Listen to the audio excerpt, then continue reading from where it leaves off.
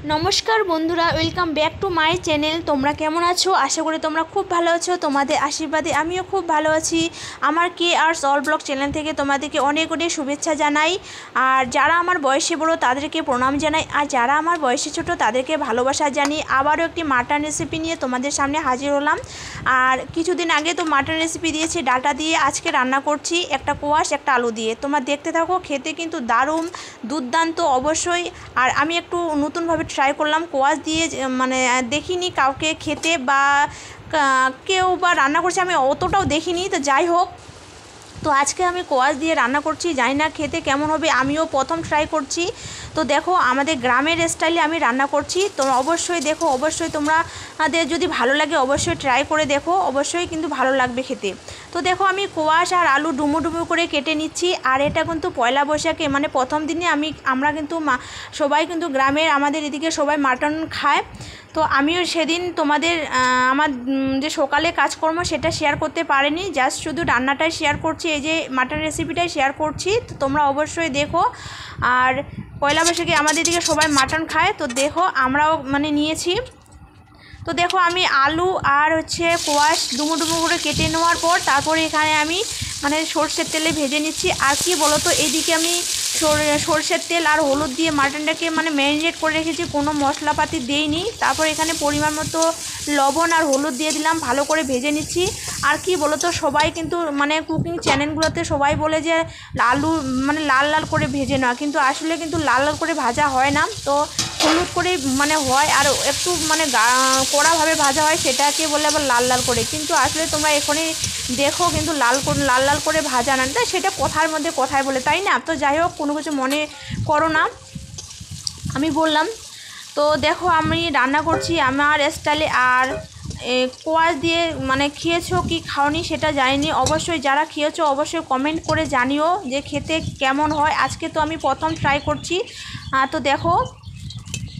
তো দেখো এখানে আমার মানে আলু আর কোয়াশ মানে ভালো করে ভাজা হয়ে গেছে। তারপরে আর একটু পরিমাণ মতো তেল দিয়ে দিলাম। তেল দেওয়ার পর আর মানে খাসির মধ্যে তো চর্বি আছে, তো বেশি তেল দিলাম না, পরিমাণ মতো তেল দিয়ে দিলাম। তারপরে এখানে আমি তেজপাতা আর হচ্ছে গোটা জিরে আছে না, ওগুলো দিয়ে দিব। আর মশলা বলতে কি গরম মশলা, ওই যে এলাচ, দারচিনি, সাদা এলাচ মানে ওগুলো দিলাম না, কারণ কি বলো তো ওগুলো মানে খেলে মানে যদি মুখে আসে তখন কেমন একটা লাগে, তো ওগুলো দিলাম না। আর প্যাকেটে মশলাই তো আছে, গরম মশলা তো আছে, আর তারপরে জিরে টিরে তো আছে, সেগুলো আমি একবারে দিয়ে দিব। তারপরে একটা বাটিতে করে আমি সেই সব মশলাগুলো ভিজিয়ে রাখবো।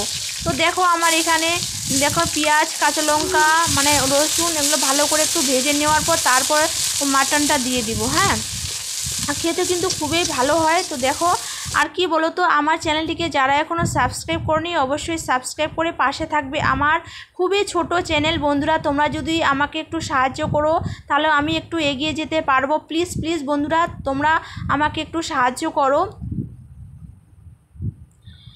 তো এইদিকে দেখো আমার পেঁয়াজ মানে সম্পূর্ণ ভাজা হয়ে গেছে, আর মাটনটাও দিয়ে দিয়েছি।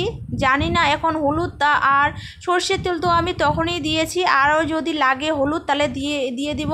তারপরে যে বাকি পেঁয়াজ, কাঁচা লঙ্কা, রসুনটা আছে সেটাও দিয়ে দিব, সিদ্ধ হয়ে যাবে, পরে দিলে আবার ভালো লাগবে না, তো এখনই দিয়ে দিলাম। আর এখানে আমি প্যাকেটের মশলাগুলো সব মানে জলে ভিজিয়ে রাখতেছি, মানে যখন কষাকষি হবে তখন মানে সেটা দেব। তো যাই হোক দেখো আমি ভালো করে কষে নিচ্ছি। আমার মনে হচ্ছে মানে হলুদ দিব, তারপর আমি পরে আবার হলুদ দিয়েছি, একটু ঢাকা দিয়ে দেখতেছি যে হলুদ লাগবে কি লাগবে না। আর যে কোনো কি বলতো পরিমাণে থেকে যদি বেশি পড়ে তখন কিন্তু খেতে খুবই খারাপ লাগে, এর জন্য আমি ঢাকা দিয়ে দেখতেছি যে আবার লাগবে কি না। তো আমি দেখতেছি যে হ্যাঁ লাগবে, তখন আমি পরিমাণ মতো হলুদ দিয়ে দিলাম আর হচ্ছে স্বাদ মতো লবণ দিয়ে দিলাম। তো দেখো তারপর এইসব করে নাড়াচাড়া করে তারপরে আমি ঢেকে দিব। তার জলটা আমি একটু বেশি দিব সেদ্ধ হওয়ার জন্য। কি বলো তো, আমার যেহেতু প্রেশার কুকারে আমি দেব না, সেহেতু মাটন যেহেতু রান্না করছি, মাটন সেদ্ধ হতে একটু টাইম লাগে, চিকেনের মতো না, চিকেন একটু জল দিলেও হয়ে যায়, চিকেন হচ্ছে নরম না, আর মাটনটা একটু হচ্ছে শক্ত টাইপের। তো যাই হোক আমি জলটা একটু বেশি দেবো সেদ্ধ হওয়ার জন্য। আর আলু তো আছে, আর আলু তো তাড়াতাড়ি করে সেদ্ধ হয়ে যায়, তো এর জন্য আমি জলের পরিমাণটা বেশি করে দিয়ে দেবো। হ্যাঁ, তো চলো দেখতে থাকো, সঙ্গে থাকো আমি কেমন করে রান্না করছি। আর তোমরা যদি আমার রান্না দেখে ভালোবাসো তো অবশ্যই কমেন্ট করে জানিও যে ভালোই হয়েছে। আর তোমরা যদি এরকম করে ট্রাই করে থাকো তাহলে অবশ্যই জানতে পারবে। আর এদিকে দেখো আমি চর্বিগুলো উঠিয়ে রাখতেছি, কারণ কি বলো তো জল দেওয়ার সঙ্গে যদি চর্বিগুলো গলে যায় সেহেতু আমি চর্বিগুলো উঠিয়ে রাখতেছি, আর যখন কষবো মানে তখন চর্বিগুলো দিয়ে দিব। আর কি বলো তো আজকে প্রচণ্ড গরম করছে আর উনুনটাও যা জ্বলতেছে না কি বলবো। আর তোমরা কে কে আমার আমার মতো যে কি বলো মানে গ্যাসের থেকে উনুনে বেশি রান্না ভালোবাসো। আর আমার তো কি বলো তো সবাই সেটা জানো কি জানি না সেটা জানি না, উনুনেই কিন্তু সব রান্না ভালো হয় বা টেস্টি হয়, গ্যাসে কিন্তু অতটা ভালো হয় না, তাই না? তো দেখো উনুনেই রান্না করছি, আর আমি তো উনুনেই রান্না করি। আর উনুনে কিন্তু যে কোনো সবজি খেতে খুবই ভালো লাগে। আর মাটন আবার মাছ চিকেন উনুনে রান্না করলে বেশি মানে খেতে টেস্ট হয়। তো দেখো আমি এখানে উনুনেই রান্না করছি। আর দেখো পরিমাণ মতো মানে বেশি জল দেওয়ার কারণে আমার আলুটাও সিদ্ধ হয়ে গেছে আর মাটনটাও খুব সুন্দরভাবে সিদ্ধ হয়ে গেছে।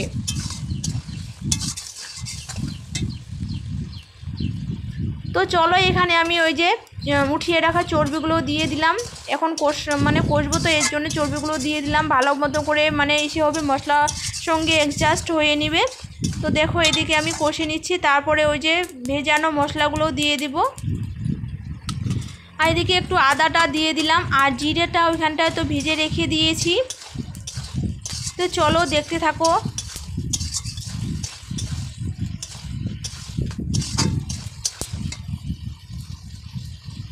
আর তাছাড়া একটা মেয়ে তো মার কাছ থেকে শেখে তো। আর এটা কি বলো তো মা তো অনেক রকমের রান্না করে, তো মাকে আমিও দেখেছি কোয়াশ দিয়ে রান্না করতে, কিন্তু ভালো লাগে খেতে, সেজন্য আমিও একটু ট্রাই করলাম কোয়াশ দিয়ে রান্না করতে। আর খেতে কিন্তু খুবই ভালো হয়, তোমরা অবশ্যই এভাবেই রান্না করে দেখো, খুবই ভালো হয় খেতে। আর তাছাড়া এখন তো রান্না মাংস সবাই তো একটু কম বেশি রান্না করতে পারে, তাই না? তো দেখো আমি এখানে আমার মানে অর্ধেকটা কষা হয়ে গেছে, আর এখানে মশলা দিয়ে আবার আরও একটু কষে নিব, তারপর জল দিয়ে দেবো। আর কি বলো তো আমি না যে কোনো মাটন বা চিকেন আমি গরম জল দেই, কারণ গরম জল দিলে না ঝোলটা বেশি টেস্ট হয়। আর এখানে আমার আজকে কি বলো তো ঠান্ডা জল দিয়েছি, আর যখন মানে ভাত বসাই তখন মানে জল উঠিয়ে রাখিনি, তো সেহেতু আমি ঠান্ডা জলটাই দিয়ে দিই। আর ঠান্ডা জলেও দিলেও কোনো মানে মানে প্রবলেম হয় না, কি বলো তো প্রবলেম বলতে তো টেস্টটা ঠিকই হয়, কিন্তু জলটা বেশি করে ফুটোতে হয়। তো সেই জন্য ঠান্ডা জলটা আমি দিয়ে দিব, দেওয়ার পর একটু বেশি করে ফোটাবো, তাতে হয়ে যাবে।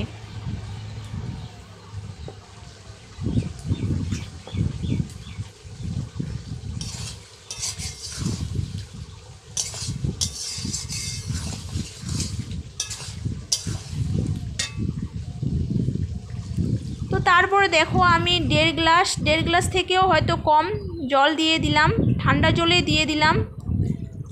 এই দেখো মানে ভালো করে একটু ফুটোতে হবে জলটা, যেহেতু গরম জল দেইনি। আর গরম জল দিলে জলটা একটু কম দিতাম, গরম জলটা দিয়ে দিয়েছি, একটু ফুটানোর বাকি থাকলেও সেটা আমি নামিয়ে নিব।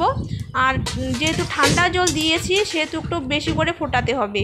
তো তারপর দেখো আর নামানোর সময় কিন্তু আমি গরম মশলা দিয়ে দিব, এই যে প্যাকেটে গরম মশলা দিয়ে দিচ্ছি। আর অনেকটা তোমরা তো দেখতেই পেলে আমি কিন্তু অনেকটা জল দিয়েছি, দেখো জলটা অনেকটা মানে বেশি হয়ে গেছে, যতটা আমাদের ঝোলের প্রয়োজন সে ততটাই রেখে দিয়ে দিব। তো দেখো আর ঝোলটা ঠিকই আছে, গ্রেভি লাগতেছে একটু। তোমরা অবশ্যই এভাবে ট্রাই করো, খেতে কিন্তু অসাধারণ খুবই ভালো লাগে। আর গ্রেভিটায় তোমরা বুঝতেই পারছো যে কি সুন্দর গ্রেভি আসছে, আর ঝোলটাও মানে পরিমাণ মতোই হয়েছে, বেশি ঝোলও না বেশি গাঢ়ও না। তো দেখো আমার প্রায় হয়ে গেছে, এখন নামিয়ে নিব। আর খাওয়াটা তোমাদের সঙ্গে শেয়ার করিনি, কারণ খাওয়াটা তোমাদের সঙ্গে শেয়ার করিনি বলতে মানে ভালো লাগে না আমার মানে খাওয়া দাওয়াটা শেয়ার করতে। তো যাই হোক আমার এদিকে মাটনটাও মানে তৈরি হয়ে গেল, মানে রান্না বান্না করা কমপ্লিট হয়ে গেল। আর তোমরা দেখতেই পাচ্ছ কি সুন্দর হয়েছে। তো যাই হোক আর বেশি ব্লগটি বলতে রেসিপিটা আমার শেষ হয়ে গেছে। আর তোমরা যে যেখানে আছো খুব ভালো থাকো, সুস্থ থাকো, কালকে আবার একটি সুন্দর ব্লগ নিয়ে আসবো।